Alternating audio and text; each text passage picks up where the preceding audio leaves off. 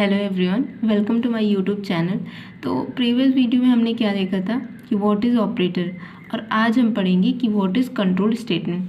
तो control statement क्या होता है? जो हमारे सिस्टम को कंट्रोल करता है, मतलब हमारे कोड को कंट्रोल करने के लिए हम कंट्रोल स्टेटमेंट का यूज़ करते हैं, और इसी को हम डिसीजन मेकिंग भी बोलते हैं। तो सबसे पहला टाइप क्या आता है इसमें? सिलेक्शन स्टेटमेंट, सेकेंड है आइटरेटिव स्टेटमेंट, एंड थर्ड है जंपिंग स्टेटमेंट। तो अब सबसे पहले वाला हम पढ़ते हैं कि व्हाट इज़ सिलेक्शन स्टेटमेंट। तो सिलेक्शन स्टेटमेंट में क्या होता है? हमारे पास कई सारे मल्टीपल ऑप्शंस रहते हैं और उन्हीं के अकॉर्डिंग हम अपने कोड को एग्जीक्यूट कराते हैं। तो पहला स्टेटमेंट है इफ़ स्टेटमेंट। सिलेक्शन स्टेटमेंट में 4 टाइप के होते हैं। एक इफ़ है, दूसरा है इफ़ एल्स, तीसरा है if else if, and fourth is switch. तो सबसे पहले हम पढ़ते हैं इफ़ स्टेटमेंट क्या होता है। इफ़ स्टेटमेंट ये होता है कि जब हम कोई ट्रू वैल्यू को, कोई ट्रू कंडीशन का एग्जीक्यूट कराना चाहते हैं तो उसके लिए हम इफ़ स्टेटमेंट का यूज़ करते हैं। सपोज दैट आप लोग किसी क्लास में बैठे हो और आपके टीचर आते हैं, तो वो आप लोगों से बोलते हैं कि अगर इस क्लास में जिसकी एज 20 से ग्रेटर देन है वही मेरे क्लास में बैठने के लिए एलिजिबल है, अदरवाइज़ और बाकी जो बच्चे हैं वो यहाँ से जा सकते हैं। मतलब यहाँ पर कंडीशन क्या दी गई है कि जो जिनकी एज 20 से ग्रेटर दैन हो वही हमारी क्लास में बैठ सकते हैं। तो हम यही एज वाला एग्जाम्पल देखते हैं। जैसे मान लीजिए हैज़ इंक्लूड stdio.h, ये हमारी हेडर फाइल हो गई। अब हमने लिखा अपना मेन कोड, इंट मेन। अब हमने क्या बताया था एग्जाम्पल में कि एज वेरिएबल, हम यहाँ पर एक कोई एज वेरिएबल बनाएंगे, इसी पर हमें अपना इफ़ स्टेटमेंट परफॉर्म करना है। तो int age is equal to 50। अब हम यहाँ पर अपना इफ़ स्टेटमेंट लगाएंगे। इफ़ स्टेटमेंट में क्या लिखेंगे? If age is greater than 20 then printf you are eligible, okay, and इसको हम क्लोज करेंगे। इसके बाद में हम अपने कोड को रिटर्न 0। तो इसमें आउटपुट क्या आएगा? आउटपुट आएगा, क्योंकि इसमें ऊपर दिया गया है कि एज की वैल्यू हमने क्या लिखी है? 50। तो एज 50 है और हमने अपनी कंडीशन क्या लगाई है इफ़ में कि एज इज ग्रेटर दैन 20। तो ऑब्वियस सी बात है 50 is greater than 20 means if का जो कंडीशन है वो ट्रू है। तो ट्रू है तो इफ़ वाले कोड का ब्लॉक के अंदर जो वैल्यू है वो प्रिंट हो जाएगी। और इफ़ के ब्लॉक में क्या है? You are eligible. प्रिंटफ में हमने क्या लिखा है? You are eligible means output will be you are eligible. Okay, अब हम इसका सिंटैक्स देख लेते हैं। हमने सिंटैक्स नहीं बताया इसका। सिंटैक्स क्या होगा?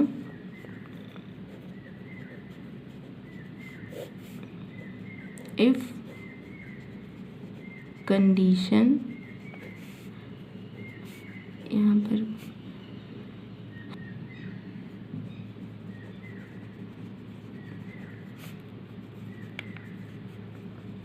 statement executed if the condition is true, means जब हमारे इफ़ की कंडीशन ट्रू होगी तभी इफ़ की ब्लॉक वाला कोड एग्जीक्यूट होता है, अदरवाइज़ हमें उससे कोई मतलब नहीं है। ओके, अब दूसरा एग्जांपल हम देखते हैं। इसमें क्या दिया गया है? हैज़ इंक्लूड stdio.h, अपने हेडर फाइल को हमने इंक्लूड किया। उसके बाद में हमने वॉइड मेन अपना फंक्शन चलाया। उसके बाद क्या किया गया है? प्रिंट एफ ABC, हम प्रिंट एफ के अंदर ABC को प्रिंट कराते हैं। अब हम इफ़ का यूज़ करते हैं। इफ़ में क्या है? इफ़, और हमको पता है कि कोई भी न्यूमेरिक वैल्यू क्या होती है वो हमेशा ट्रू होती है। और यहाँ पर क्या दिया गया है? 2 + 3 मीन्स ये इफ़ के अंदर जो कंडीशन दी गई है वो ट्रू होगी, और ट्रू होगी इट मीन्स हमारा जो इफ़ के अंदर का जो ब्लॉक है उसके जो कोड है वो प्रिंट होंगे। जैसे प्रिंट एफ हेलो मीन्स हमारा आउटपुट क्या आएगा? पहले ABC प्रिंट होगा, उसके बाद में हेलो प्रिंट होगा। अब नेक्स्ट स्टेटमेंट आता है इफ़ एल्स स्टेटमेंट। और अभी तक हमने इफ़ स्टेटमेंट में देखा कि इफ़ के अंदर की जो कंडीशन अगर ट्रू होगी तभी इस इफ़ के अंदर का कोड जो होता है वो रन होता है। अगर मान लीजिए हमारे पास कोई ऐसी कंडीशन आ जाती है जो फॉल्स होती है, मतलब ट्रू ना होकर के फॉल्स हो, तो उसके लिए हम क्या यूज़ करते हैं, इफ़ एल्स स्टेटमेंट। मतलब हमारे पास दो ऑप्शन रहते हैं, अगर ट्रू हुआ तो इफ़ का यूज़ करेंगे, अगर हमारा कंडीशन फॉल्स हो तो उसके लिए हम एल्स का यूज़ करेंगे। इसका हम देखते हैं syntax.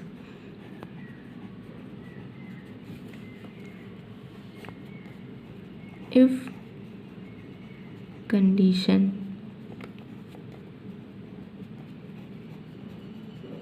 Code executed, if condition is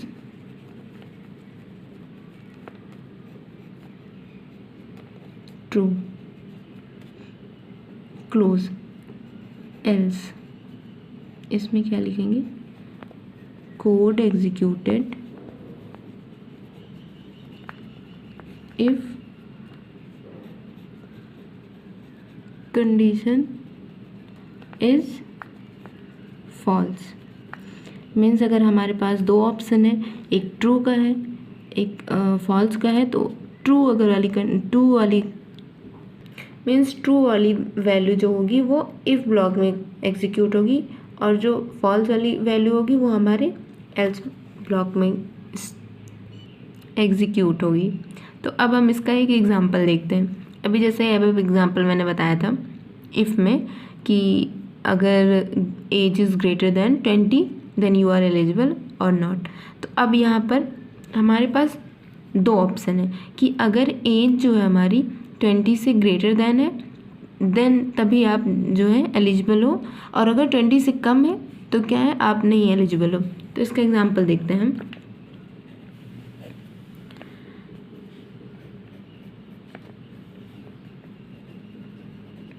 has include stdio.h, ये हमारी हेडर फाइल हो गई।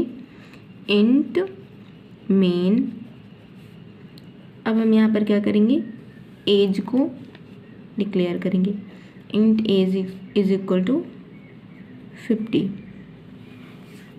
क्या लिखते हैं हम, कंडीशन लिखते हैं अपनी, if age is greater than 20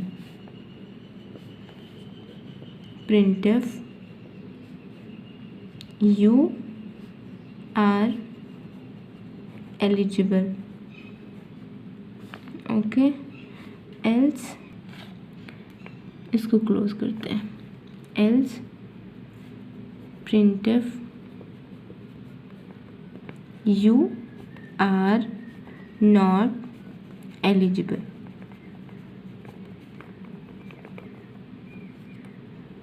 अपने इसको क्लोज करते हैं, तो रिटर्न 0 हम यहाँ पर अपना क्लोज कर देते हैं। अब इस एग्जांपल में हम देखते हैं कि हमने क्या किया है, एज इज इक्वल टू 50। अब हम अपनी कंडीशन देखते हैं, इफ़ में क्या कंडीशन है, एज इज ग्रेटर देन 20। तो क्या है, एज 50 है, 50 इज़ ग्रेटर देन 20, मीन्स ये इफ़ का जो कंडीशन है वो ट्रू है। इसीलिए हमारे इफ़ के कोड का ब्लॉक जो है, मीन्स ये वाला कोड हमारा एग्जीक्यूट होगा, क्योंकि इफ़ वाली कंडीशन जो है वो ट्रू है। अगर मान लीजिए यहीं पर क्या होता है, इसी में हम देखते हैं कि एज को हमने यहाँ पर कर दिया होता 10, इसी में एज इज इक्वल टू 10 कर दिया, तो यहाँ पर क्या है, age is greater than 20, no, this condition is false. तो तुरंत हमारा जो है कंपाइलर वो इफ़ वाले कोड को छोड़कर एल्स वाले ब्लॉक में जाएगा। क्यों, क्योंकि इफ़ की जो कंडीशन है वो फॉल्स हो गई है, तो एल्स वाला कंडीशन अब हमारा ट्रू हो जाएगा और प्रिंट होगा यू आर नॉट एलिजिबल। अब हमारा जो स्टेटमेंट है इफ़ एल्स एफ स्टेटमेंट है, इसमें क्या होता है कि हमारे पास मल्टीपल ऑप्शन रहते हैं। मतलब हम अपने मल्टीपल ऑप्शन पे कंडीशन को रख के चेक करते हैं कि कौन सा स्टेटमेंट ट्रू होगा, और उसी के अकॉर्डिंग हम अपने कोड को एग्जीक्यूट कराएंगे। कई सारे ऑप्शन को चेक करने का मतलब ये है कि पहली कंडीशन देखेंगे, पहली ट्रू है तब तो पहला प्रिंट हो जाएगा, दूसरी चेक, मान लीजिए पहली फॉल्स हुई तो दूसरी कंडीशन चेक करेंगे, दूसरी भी फॉल्स हुई हम तीसरी चेक करेंगे, तीसरी फॉल्स हुई चौथी चेक करेंगे। मतलब ऐसे हम चेक करते जाते हैं और तब तक चेक करते हैं जब तक कि हमें अपनी कंडीशन ट्रू नहीं मिल जाती है। अगर मान लीजिए हमें कोई कंडीशन ट्रू नहीं मिलती है तब सबसे लास्ट वाला एल्स स्टेटमेंट हमारा रन होता है। अब हम देखते हैं इसमें सिंटैक्स क्या होता है इसका। इफ़ कंडीशन 1 स्टेटमेंट एग्जीक्यूटेड, इसके बाद आते हैं else if condition 2 statement executed.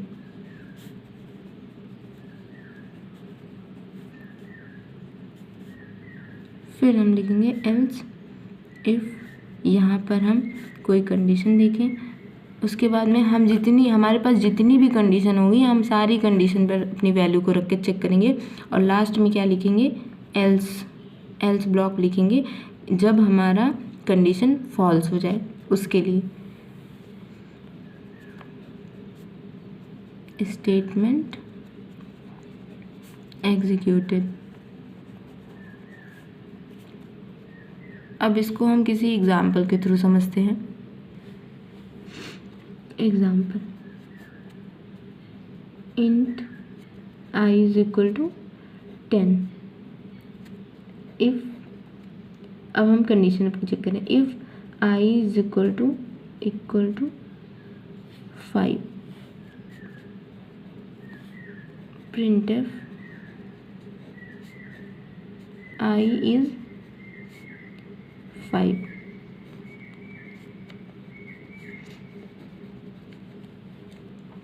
else if I is equal to 7, printf I is 7। अब इसके बाद में हम क्या लिखते हैं, else if एक और लगाते हैं, I is equal to 10। क्या प्रिंट करेंगे, printf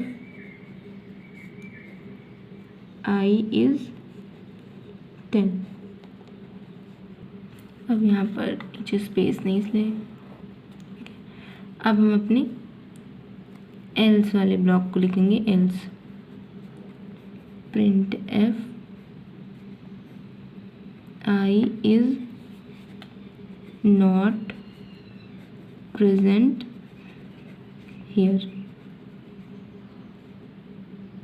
ओके,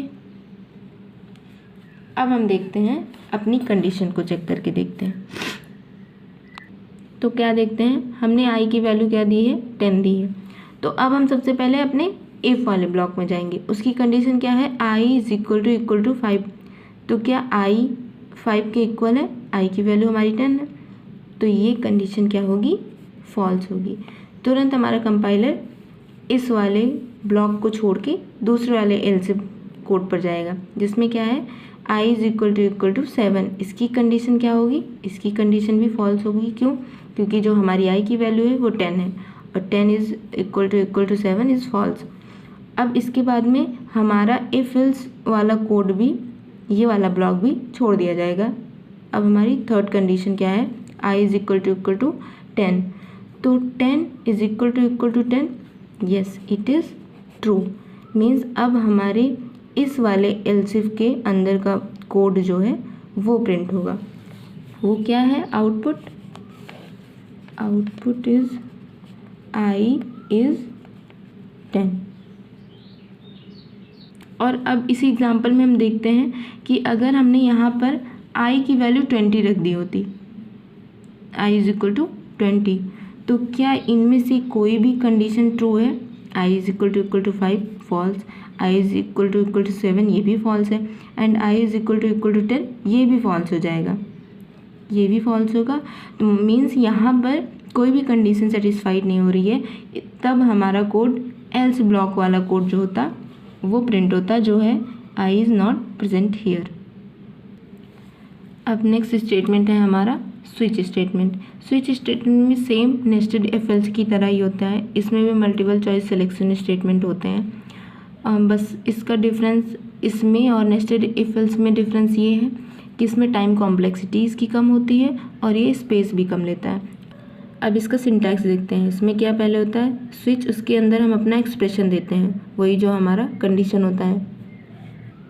अब स्विच केस जो है उसमें हम देखेंगे कि स्विच का जो कंडीशन ट्रू होगा हमारे स्विच केस में, उसमें हम क्या करेंगे, इसमें मल्टीपल केस होते हैं, जैसे केस 1, केस 2, मतलब कई सारे केस होते हैं और उस अपने एक एक केस पर हम उस कंडीशन को रखकर चेक करते हैं। कोई भी केस अगर हमारा ट्रू होता है तो उसके अंदर का स्टेटमेंट हमारा प्रिंट हो जाता है, उसके बाद वहाँ से हमारा कंपाइलर बाहर हो जाता है। अगर मान लीजिए कि कोई भी केस यहाँ पर सेटिस्फाई नहीं होता है, कोई भी कंडीशन ट्रू नहीं होता है किसी भी केस में, तो क्या होता है इसमें डिफ़ॉल्ट का स्टेटमेंट प्रिंट हो जाता है। जैसे कि हमारे नेस्टेड इफ एल्स में क्या होता था कि हम मल्टीपल कंडीशन रखकर चेक करते थे, अगर कोई भी कंडीशन ट्रू नहीं होती थी तो क्या प्रिंट होता था, सबसे लास्ट में एल्स का स्टेटमेंट प्रिंट होता था। सेम वैसे ही इसमें डिफ़ॉल्ट का स्टेटमेंट प्रिंट होता है। अब इसका एग्जाम्पल हम अपनी नेक्स्ट वीडियो में देखेंगे।